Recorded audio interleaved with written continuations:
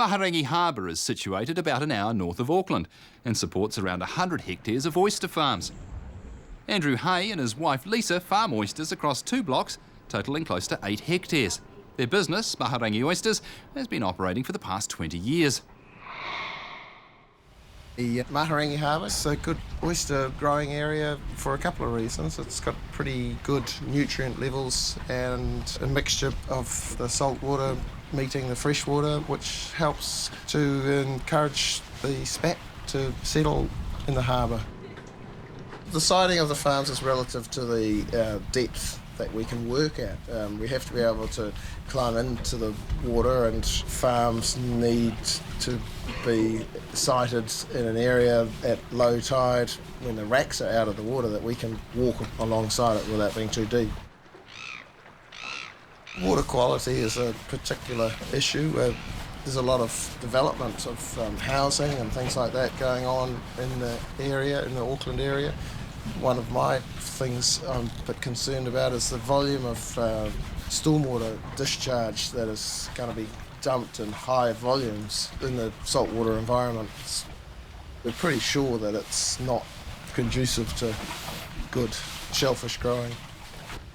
We've had a problem about 3-4 years ago when we had a virus come through. It was just a micro variant of a virus that already existed in the environment here.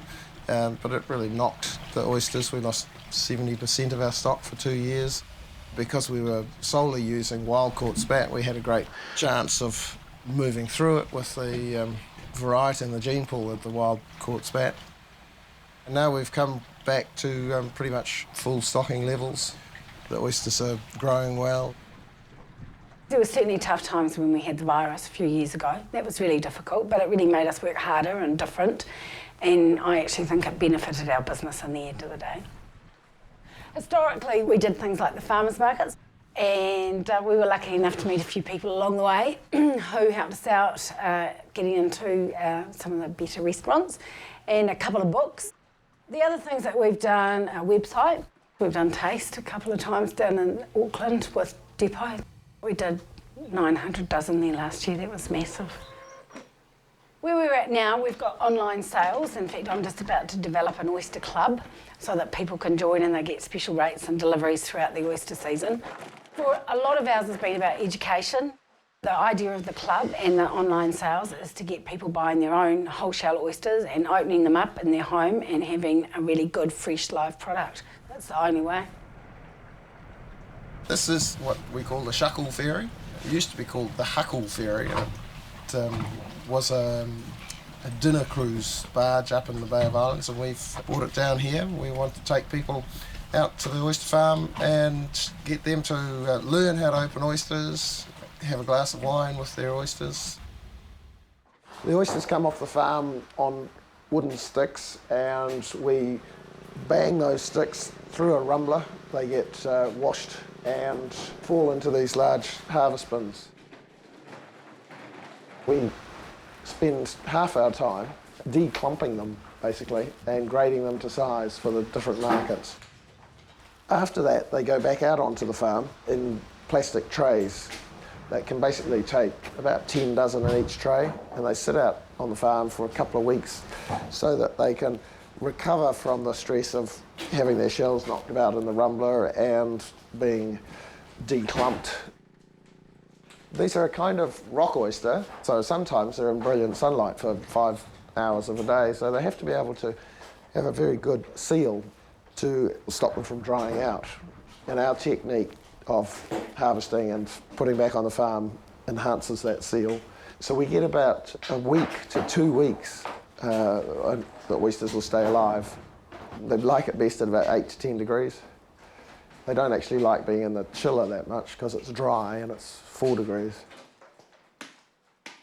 If we open this guy up, he's going to dribble quite a bit of seawater. And that seawater that he keeps inside him enables him to live for a good couple of weeks if he's kept in the right conditions. The chefs, when they get them, they turn them all cup side down so that they hold any moisture.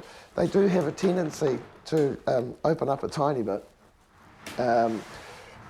when their oxygen levels get really low, but so if you store them the wrong way up, then they're going to lose their liquid.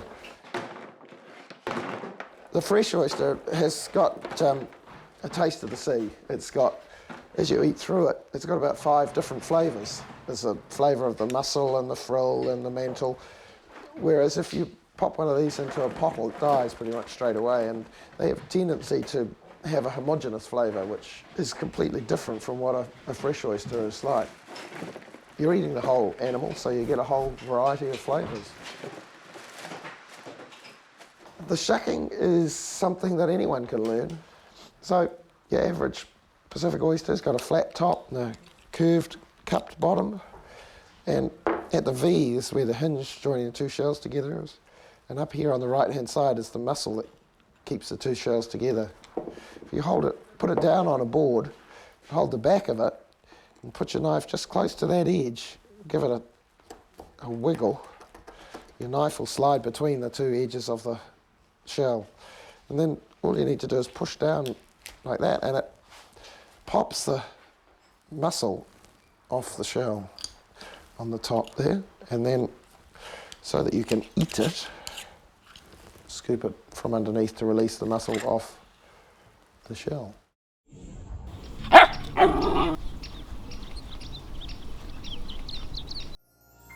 This program was made with funding from New Zealand On Air.